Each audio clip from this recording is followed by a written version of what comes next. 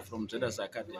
No, this was very informative. CIP 1694, it opened my eyes, and I always believe in devolution of power. So that speaks to decentralization of decision making.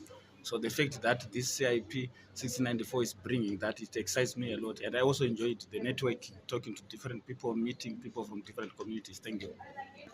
Hi, this is Coach Easy from Zeda's Crypto Hub. I learned quite a lot today about the Cardano blockchain. There are a lot of opportunities around this blockchain, and the fact that they are giving the community an option to actually bring some suggestions that would improve the blockchain. I would like to advise people to buy and hold ADA as one of their portfolio coins. Thank you.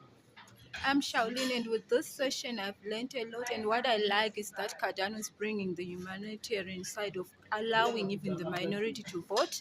I love the transparency in the transparency in the CIPC, and the fact that this contract will be on blockchain and it cannot be changed or edited.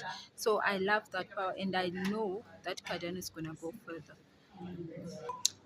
Today was very informative. I've learned a lot from other people's perspective and for the future of Cardano in general.